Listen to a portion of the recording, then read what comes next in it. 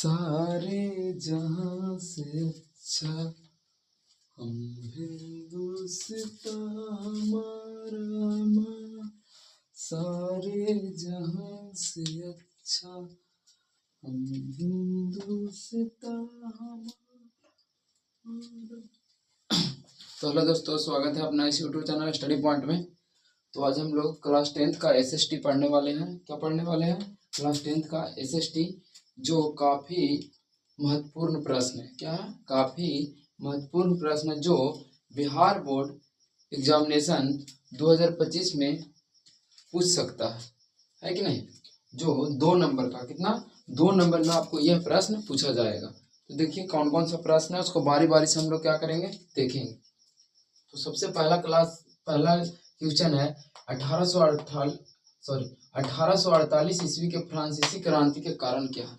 1848 के फ्रांसीसी क्रांति के कारण क्या है, ये पूछ रहा है ना। तो हम लोग देखिए इसको देखेंगे। कहता है 1848 के फ्रांसीसी क्रांति के निम्नलिखित कारण, मतलब बहुत सारे कारण है ना। पहला क्या कह रहा है? लुई फिलिप की नीति की असफलता। लुई फिलिप की नीति की असफलता मतलब वो उस जिस नीति में वो काम कर रहा था उस नीति में वो सफल नहीं हो पाया। दूसरा है मध्य वर्ग का शासन पर प्रभाव, मध्य वर्ग का शासन पर प्रभाव। तीसरा है राजनीतिक दलों में संगठन का अभाव, राजनीतिक दलों में संगठन का अभाव। और चौथा है समाजवाद का प्रसार, समाजवाद का प्रसार। मतलब कह रहा है कि इस क्रांति का सबसे महत्वपूर्ण कारण लुई फिलिप है। कौन है? Louis Philippe. किसमें? 1848 ईस्वी के फ्रांसीसी क्रांति का जो कारण है वो कौन है? तो लुई फिलिप की नीति और जनता के उसके प्रति असंतोष था। असंतोष का मतलब, कहने का मतलब कि जनता जो है लुई फिलिप से कभी खुश नहीं रहते थे, जिसके कारण लुई फिलिप्स के कारण 1848 की फ्रांसीसी क्रांति का कारण बना। कौन? तो लुई फिलिप्स। क्या कौन बना? लुई फिलिप्स 1848 के फ्रांसीसी क्रांति के कारण बन गया। दूसरा है दांडी यात्रा का उद्देश्य क्या था? दांडी यात्रा का उद्देश्य क्या था? देखिए दांडी यात्रा तो कह रहा है गांधी जी ने सविनय अवज्ञा की शुरुआत, सविनय अवज्ञा आंदोलन किए थे। आंदोलन की शुरुआत दांडी यात्रा से की। कहाँ से? दांडी यात्रा से की। और दांडी यात्रा का उद्देश्य समुद्र के पानी से नमक बनाकर कानून का उल्लंघन करना था। दांडी यात्रा का उद्देश्य यह था कि समुद्र का जो पानी है उससे नमक बनाकर, कहा कि समुद्र का पानी खारा होता है। कैसा होता? खारा होता। तो कह रहा है यात्रा का उद्देश्य समुद्र के पानी से नमक बनाकर कानून का उल्लंघन करना था। ठीक है। और पूरे देश में नमक कानून का उल्लंघन करवाना था। यानी कहने का मतलब है कि नमक कानून इसको कह सकते हैं। क्या कह सकते हैं? नमक कानून के उल्लंघन से ही गांधी जी ने दांडी यात्रा का शुरुआत किया। किसका यात्रा का? दांडी यात्रा का शुरुआत किया। तीसरा क्वेश्चन है चिपको आंदोलन का प्रमुख उद्देश्य क्या था? चिपको आंदोलन का प्रमुख उद्देश्य क्या था? देखिए चिपको आंदोलन मतलब, कहने का मतलब है कि पहले देखिए इसको पहले पढ़ लेते हैं।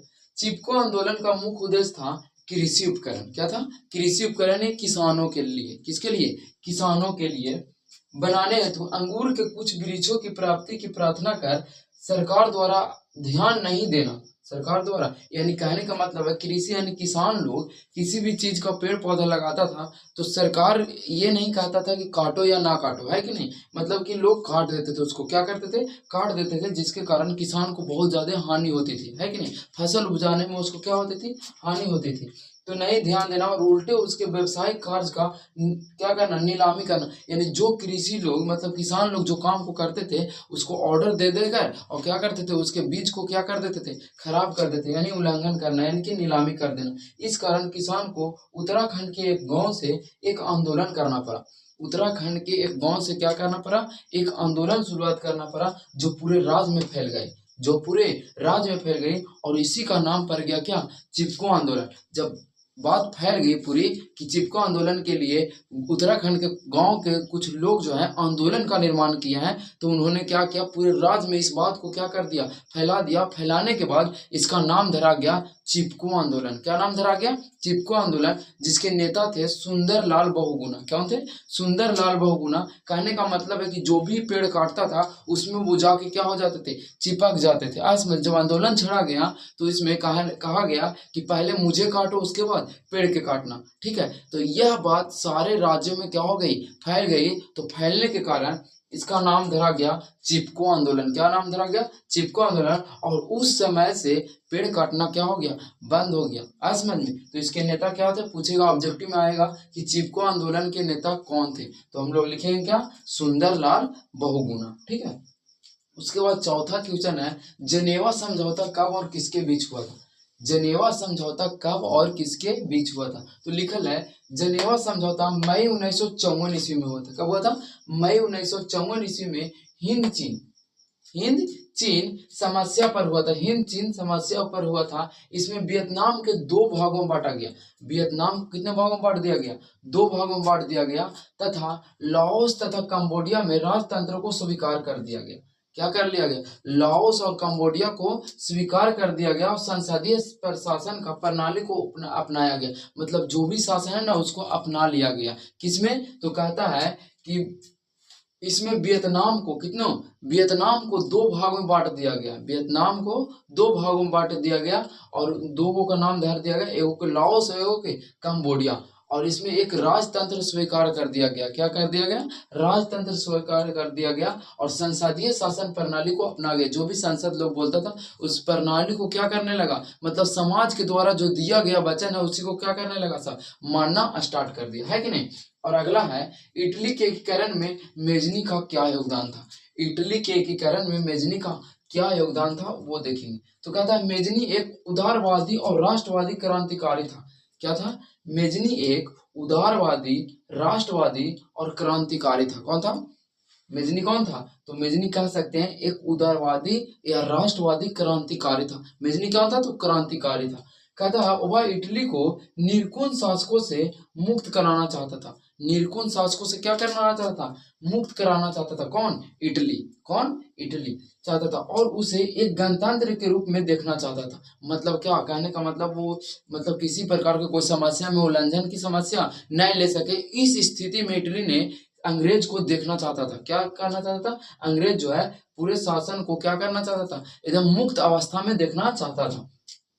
वह एक योग सेनापति भी था। मतलब कह सकते हैं वो एक योग सेनापति नहीं, योग सेनापति के समर्थक था। मतलब उसके प्रति हेल्प करना चाहता था, है कि नहीं।